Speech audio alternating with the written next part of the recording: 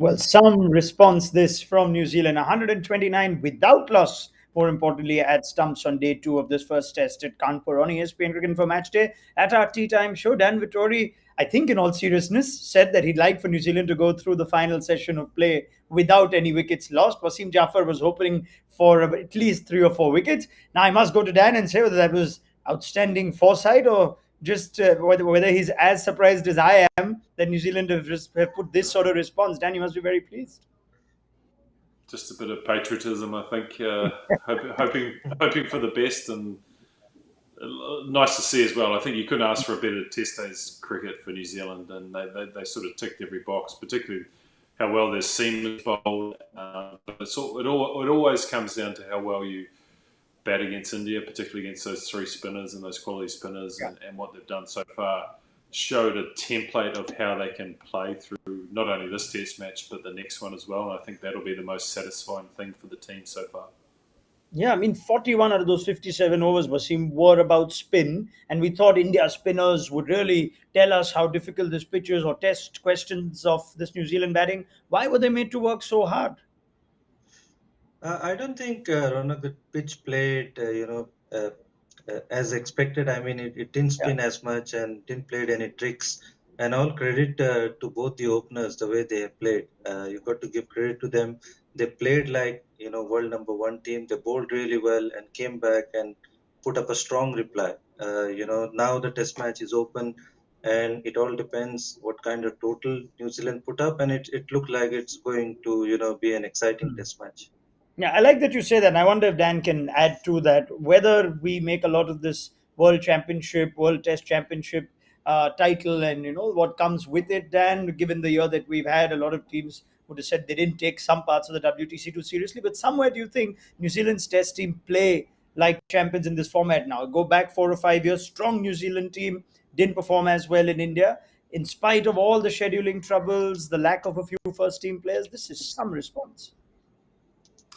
Well, I think it is the final frontier for this Test team, and whilst they are the World Test champions, they have played a lot of those Test matches within New Zealand or England in conditions that they feel pretty comfortable with. And I know, speaking to a lot of the guys, how much they want to do well in India, and I think that and the performance in Australia will be the two things that always define a New Zealand team. I think it's 1988 since we've won a Test series in India. So for this team to, even after 2 days, to have a chance to set up a potential Test victory is pretty impressive, and that's coupled with obviously what they've done recently in the World T20 and everything else in world cricket. So I think the fact that they're even in this position after 2 days shows how good a team they are. But I think also it shows how well planned they are, how well thought out they are, and they just understand what they need to do in all conditions. And that's a very rare thing to say about a Test match team. I think most Test match teams win at home and then they struggle away from home. But this team is trying to, I suppose, push away from that, and India is a big part of that. Yep, absolutely. Well, it's still a long lot of cricket left to play in this. That's only 2 days so far. But New Zealand's resistance is not something we've seen from visiting sides, even good ones, in recent times. Now, on day one, Wasim, a lot of chat on the pitch when we saw these balls go up and down, and we thought, no, this is going to be a not so great pitch or even a bad pitch, and India's bowlers will run right. What's changed here since day two, and why is this pitch not played as treacherously as we may have thought it would on day one? I think sometimes on day one you do have a little bit of moisture, and pitch plays a little bit of trick. But I think it has settled down nicely. The bounce is more consistent, even though it's on the lower side. But still, it's consistent. It's not spinning as much as we expected. Even though in the last session it did a little bit of tricks. So India will be hoping that it starts to play a bit of tricks from first session. But I think it has settled down nicely. Generally, day two of a test match, every you know decent test pitch always plays better. So I think it has played to its reputation, actually. Does it therefore, Wasim, make you think that India's first inning score of 345, which we thought was a very good score, is only par after 2 days? I think so. I think so. And we also said that up until both teams bat on the first Yes. innings, we won't be able to understand where this test match is heading. So now we've got a test match in hand. I mean, it also goes on to show that, how difficult it is to beat India in India. I mean, Yeah. used to be Australia, but now for every team to come and beat India, it's like become a final frontier. And to Hmm. take an Indian team to a fifth day is also a challenge. I mean, that has not happened very often that Indian team is, struggling to win and going into the day five. So that is, quite creditable for New Yeah. Zealand to be in this position in on day two. Hmm. I told you yesterday it wouldn't be a bad toss to lose. You weren't buying any of it, Dan, were you? It looks like India had the tougher few sessions to bat. Yeah, I still think New Zealand would have batted first.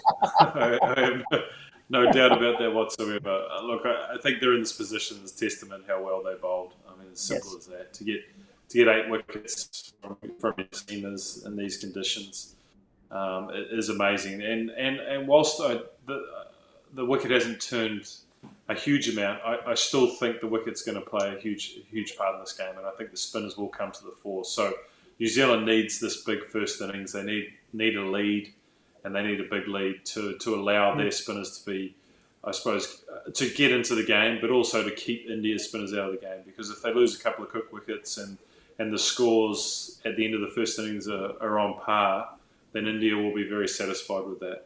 So New Zealand need a big lead to just to allow themselves to get their spinners into the game.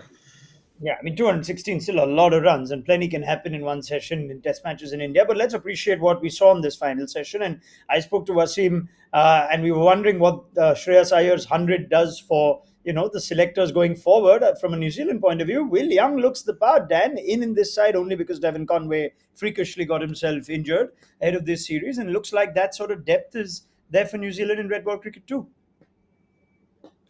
He's had an unfortunate run, Will Young. He's been in pretty much a reserve batsman for 4 or 5 years, and just when he was about to get a chance, I think it was a shoulder injury which pushed him out for 12 months to 18 months. So he has taken his chance, but he's always been highly regarded, and there's always been a desire to get him into the team. And I actually think if Conway had have been here, they almost would have played Young ahead of Rutchin. So look, they really do rate him, and they want him in the team. They want to grow with him, and they want him to be in the team for a long period of time. So look, he has a huge rap on him back home, and now it's nice to see the rest of world cricket seeing that as well.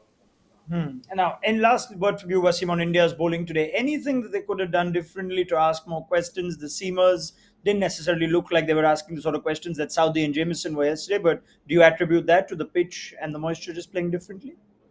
I think so. I think India did try every trick, but I think New Zealand batters had all the answers. So you got to give credit to them. Yes. You've got five frontline bowlers, and they tried everything, and they didn't give an inch. I mean, we've got few reviews that went, wrong. Yeah, there were very Hmm. some ordinary umpiring as well. Few Yeah. decisions. So nothing went India's way, and that can happen.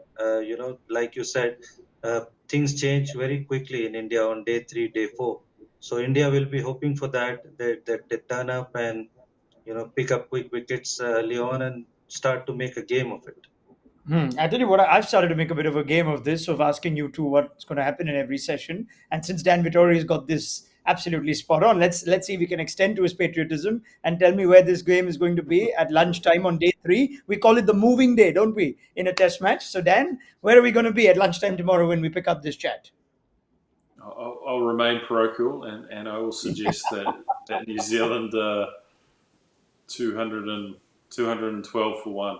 There, I'll Oh, be that specific for you. yeah, that's brilliant. If it is 212 for one tomorrow, I'm only a bit worried about you. But let me ask Wasim Jaffer if he thinks something is going to happen in the morning session tomorrow, and whether we can expect the pitch to play differently, or is it going to be easy to bat at least for another couple of sessions? Wasim? I think it'll do something. The fog and the conditions will definitely play its part, and few things hoping to go in India's favor. It hasn't gone so far, so I would say about 80, 90 runs Hmm. for three wickets at least. All right, let's see. Let's see. Wasim can level this 1-1 with Dan Vittori. So far, Dan's got this right. Was him asked for 4 wickets in the last session? Now he's asking for 3 wickets in this session. It's like, Yeah, So, just and because how New Zealand have batted so that's well. it. That's it. That's a testament to how well New Zealand are playing. That Wasim's being Yeah, conservative, just 3 wickets. He's not yeah. asking for more. All right, gentlemen, great fun. Thank you, Wasim Jaffer. Thank you, Daniel Vittori. More from you on ESPN Cricket for Match Day as we pick up this chat at lunchtime on day 3. I think this is by some distance New Zealand's day. There's still a lot of cricket though left to be played in this Test match. Join us at lunchtime tomorrow.